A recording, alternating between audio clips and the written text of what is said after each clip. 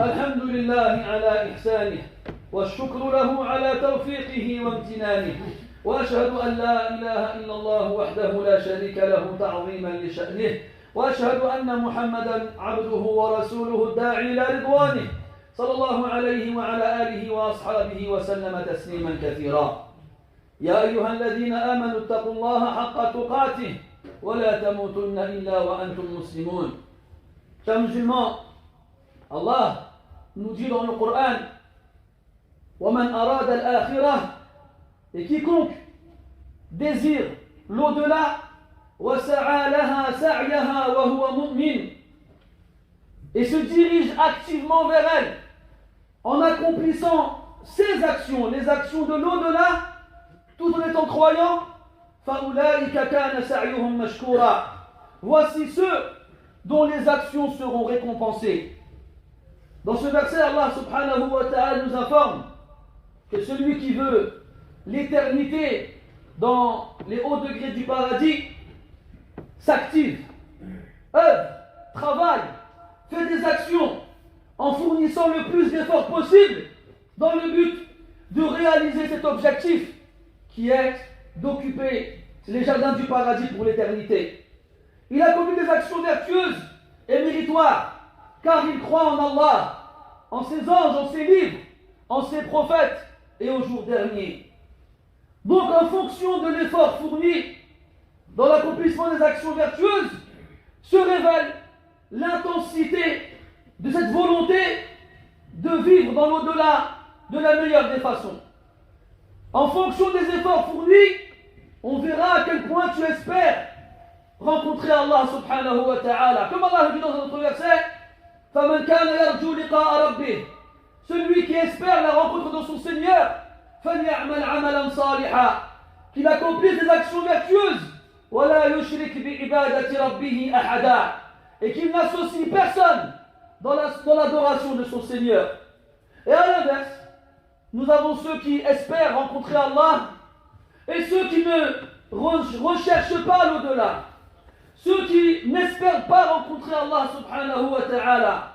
Comment les reconnaît-on? Ce sont des gens qui n'accordent aucun intérêt aux actions de l'au-delà. Ce sont des gens qui sont caractérisés par des attributs vils et mauvais. Des attributs qu'Allah Ta'ala a évoqués dans le Coran. Un Coran qui est récité par les croyants depuis le début jusqu'à la fin. Dans quel but? Dans le but à ce que les croyants justement fassent attention et prennent garde à ce genre d'action pour s'en éloigner le plus possible. Parmi ces caractéristiques méprisables et mauvaises, le fait de se contenter de ce bas monde, le fait de s'y sentir à l'aise, le fait d'être insouciant face aux signes d'Allah subhanahu wa ta'ala, que ce soit les signes dans la création ou que ce soit les versets dans la révélation. Allah dans le Coran, Inna alladhina la yarjuna liqa'ana, certes ceux qui n'espèrent pas notre rencontre, wa radu bil hayati dunya, et sont satisfaits de ce bas monde, wa tuma'annu biha, et éprouvent de la tranquillité et de la sérénité ici-bas, walladhina hum an ayatina ghafilun, et ceux qui sont insouciants face à nos signes. Parmi ces caractéristiques méprisables et viles, le fait d'être rebelle, de se rebeller, de faire preuve d'orgueil et de dépasser toutes les limites imposées. Le fait d'être perplexe, de ne pas trouver la réussite, de ne pas savoir où se diriger. Allah dit dans le Coran, فَنَذَرُ الَّذِينَ لَا يَرْجُونَ لِقَاءَنَا فِي طُغْيَانِهِمْ يَعْمَهُونَ. Nous allons certes délaisser ceux qui n'espèrent pas notre rencontre dans leur rébellion, se perdre dans leur rébellion. Parmi les signes, le fait d'être mécontent vis-à-vis du contenu du Coran, de ne pas en être satisfait et de ne pas éprouver une soumission totale et complète vis-à-vis de ce qu'on trouve dans la parole d'Allah subhanahu wa ta'ala. Et même plus que cela encore, le fait qu'on veuille le remplacer par un autre parce que son contenu ne nous convient pas. Allah dit dans le Coran, وَإِذَا تُتْلَى عَلَيْهِمْ آيَاتُنَا بَيِّنَاتٍ, lorsque nous leur lisons, ou lorsqu'on leur lit nos versets évidents, قال الذين لا يرجون لقاءنا, ceux qui n'espèrent pas notre rencontre, disent ائت بقرآن غير هذا أو بدله, ramène un autre Coran que celui-ci, ou bien remplace-le, change-le. Parmi les signes aussi, l'orgueil et l'audace dont la personne fait preuve face à son Seigneur subhanahu wa ta'ala, et la dureté du cœur. Allah dit dans le Coran, وقال الذين لا يرجون لقاءنا لولا أنزل علينا الملائكة أو نرى ربنا. Et ceux qui n'espèrent pas notre rencontre dirent, pourquoi les anges ne descendent pas sur nous et pourquoi ne voyons-nous pas notre Seigneur?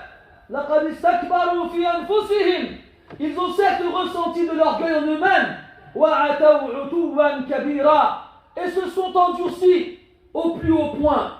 Il n'y a que celui dont l'orgueil occupe le cœur, il n'y a que celui dont l'orgueil a endurci le cœur qui peut faire preuve d'audace face à son Seigneur en le défiant et en remettant sa sagesse en cause. Chers musulmans, Allah Ta'ala a décrété dans sa parole, dans le Coran, que les lumières et les ténèbres n'étaient pas égales, que celui qui voyait et que celui qui ne voyait pas n'étaient pas égaux. Il a décrété que la chaleur et la fraîcheur n'étaient pas égales. Et de la même façon, ceux qui sont vertueux et ceux qui sont malfaisants auprès de lui ne sont pas égaux. C'est pour ça qu'il ne les a pas mis sur un même piédestal. Et comme Allah Ta'ala a fait une différence entre eux dans l'au-delà, dans la rétribution qui les attend, et la demeure finale où ils demeureront éternellement, il a aussi établi cette différence ici-bas. Une différence qui fait qu'ils ne se ressemblent pas, qu'ils ne sont pas l'un comme l'autre, et que la distinction entre eux est claire et évidente. Ceux qui espèrent la rencontre d'Allah subhanahu wa ta'ala ne peuvent pas être comme ceux qui n'espèrent pas le rencontrer. Ceux qui espèrent rencontrer Allah subhanahu wa ta'ala savent avec certitude que sa rencontre est obligatoire et qu'elle est proche. Alors ils se préparent pour cette rencontre-là de la meilleure des façons, de la meilleure des façons, et délaissent ce bas monde et ne lui accordent aucun intérêt. Allah dit dans le Coran, من كان يرجو لقاء الله فإن أجل الله لآت. Celui qui espère la rencontre d'Allah, alors l'échéance d'Allah est proche, elle arrive. Ce jour-là dans lequel on rencontrera Allah subhanahu wa ta'ala est proche. On croit qu'il est lointain alors qu'il est vraiment très proche.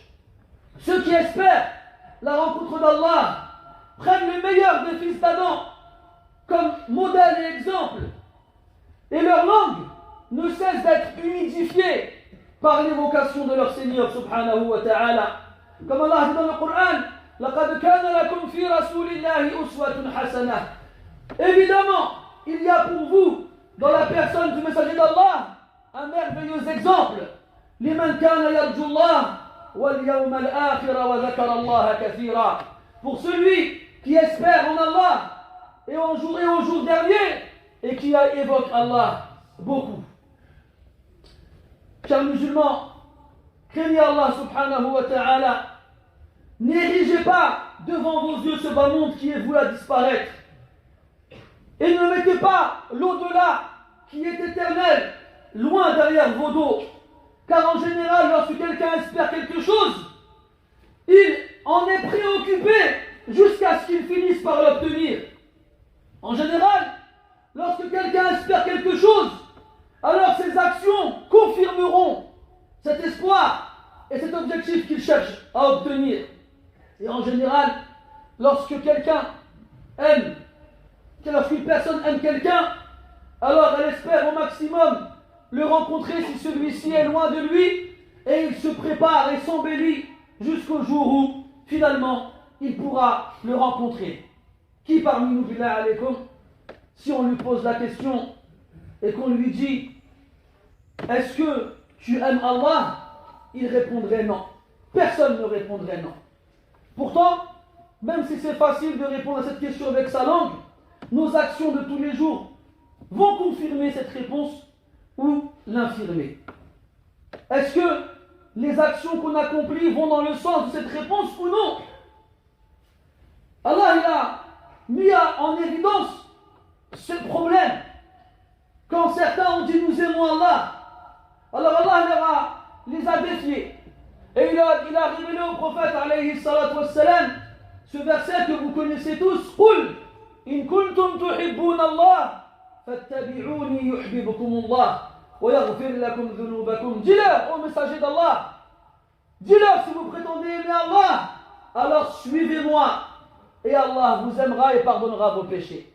Parce que ce qui compte, ce n'est pas que toi tu aimes Allah, mais ce qui compte, c'est qu'Allah Ta'ala il t'aime. Et pour qu'il t'aime, tu dois le prouver à travers tes actes et ne pas te contenter d'une simple parole. Regardez les amoureux, al-ushaq. Regardez cet homme qui est amoureux d'une femme et qui ne pense qu'à elle. Quand il ouvre les yeux au réveil, c'est son visage qu'il voit. Lorsqu'il reste silencieux dans son esprit, c'est à elle qu'il pense.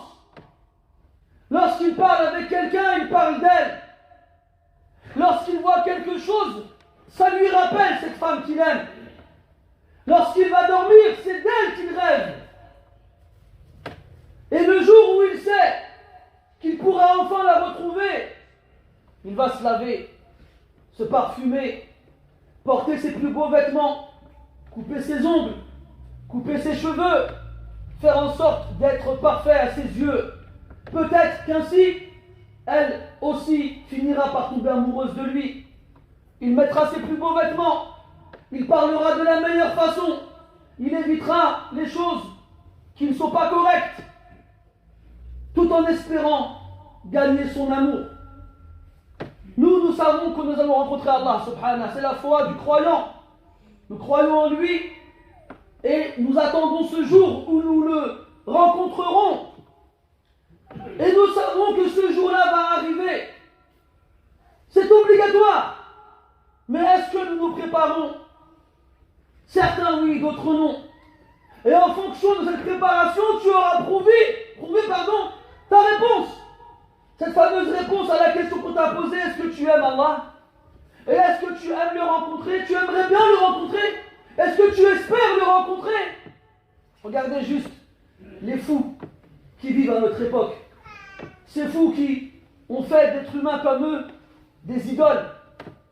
Lorsque leur chanteur préféré vient donner un concert dans leur ville, ou même des fois dans un autre pays, il achète le billet, même s'il coûte les yeux de la tête, et il va camper devant l'entrée du stade ou bien de l'endroit où ce chanteur donnera son concert, peut-être même des fois une semaine en avance, pour être sûr de rentrer, pour être sûr d'être parmi les premiers et pour être sûr d'être le plus près de lui.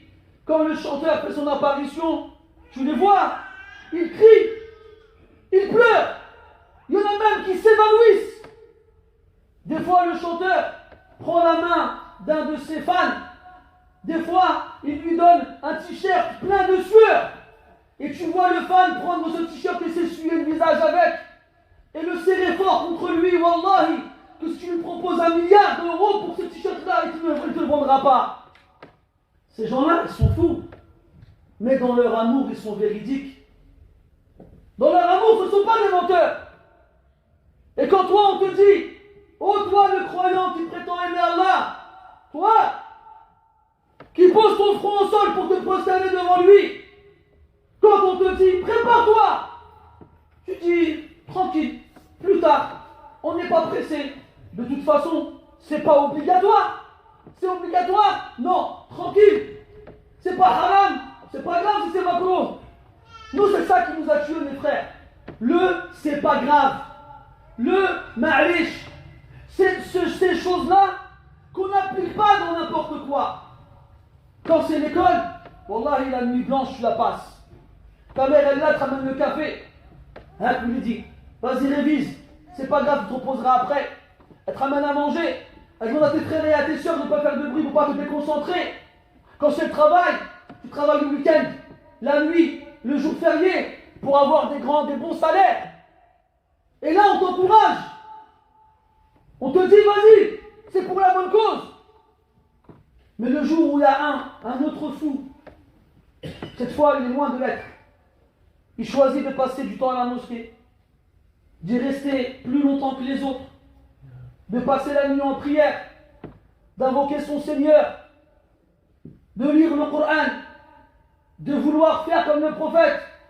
Les gens lui disent, oh Malik, pourquoi tu te fatigues? Pourquoi t'en fais trop? Je suis allé, vas-y doucement. Et après ils n'ont pas honte. Et ils disent des phrases qu'on entend partout au bled. شوية ربي شوية قلبي كذبا وزورا صدقوا في الجزء الأول وكذبوا في آخره شوية ربي نعم وشوية قلبي ماشي بصح بزاف من قلبي quand ils viennent nous dire au bled moi ils n'ont pas honte, ils te voient comme ça. Tu dis mais t'es jeune toi, mais tu viens de France, pourquoi t'as une barbe, pourquoi tu vas à la mosquée, pourquoi tu perds ton temps? Attends que tu seras vieux, tu feras le hajj quand tu auras 60 ans, 70 ans. Marie tes enfants, amuse-toi d'abord. Et après tu verras. Toi tu n'écoutes pas, tu hachines, tu ne lui réponds pas. Puis il te voit aller à la mosquée, il te dit mais t'es fou quoi. Quand tu te réveilleras, tu prieras. Et après, c'est lui qui te donne des leçons. C'est lui qui te fait la morale. Il te dit, tu sais ce qu'on dit nous ici? Un peu pour mon Seigneur, un peu pour mon cœur. Espèce de menteur. Un peu pour ton Seigneur, ah là c'est sûr. Il n'y a rien autour de toi qui mérite le minimum de toi si c'est ton Seigneur.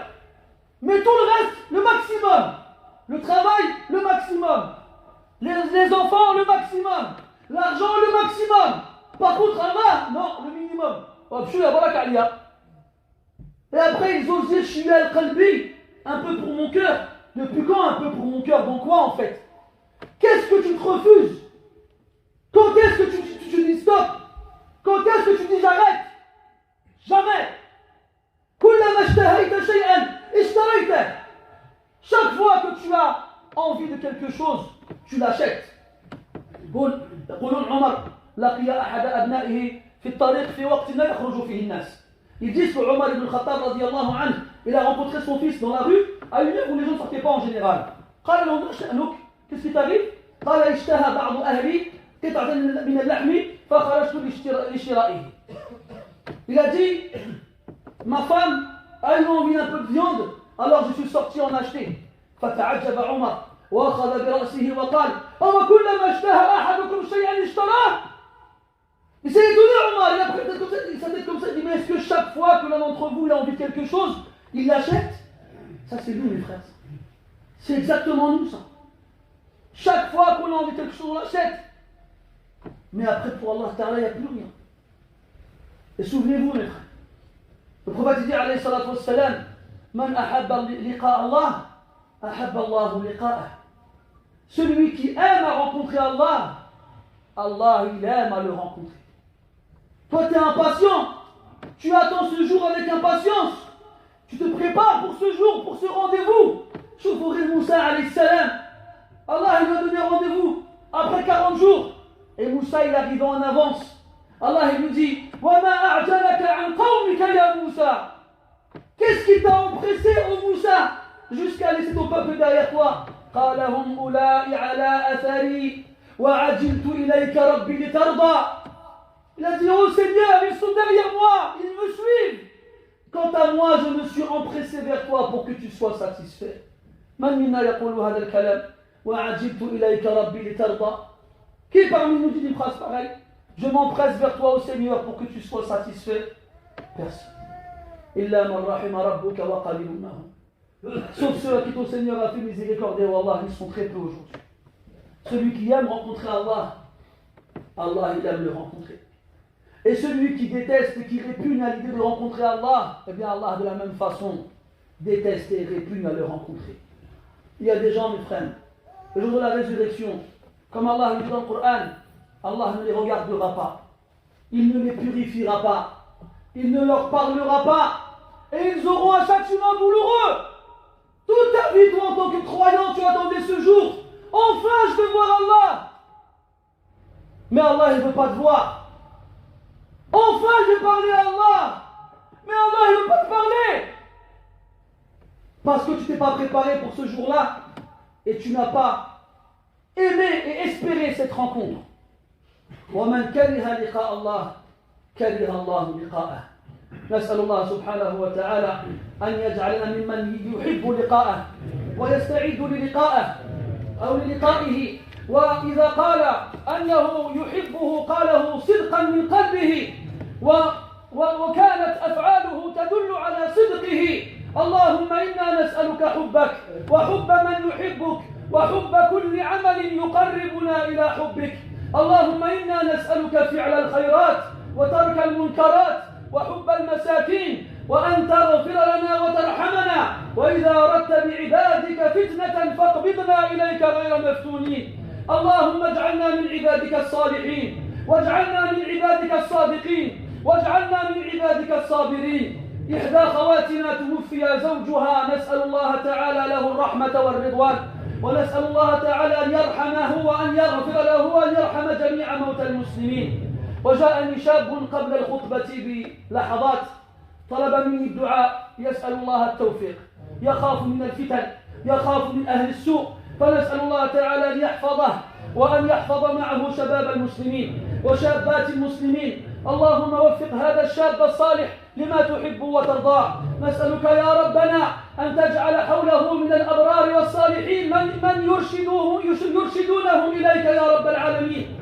اللهم حبب إلى شبابنا الأبرار وبغض إلى شبابنا الأشرار يا خير المسؤولين. وصل اللهم على عبدك ورسولك محمد وعلى آله وأصحابه وسلم، والحمد لله رب العالمين، وقوموا إلى صلاتكم يرحمكم الله.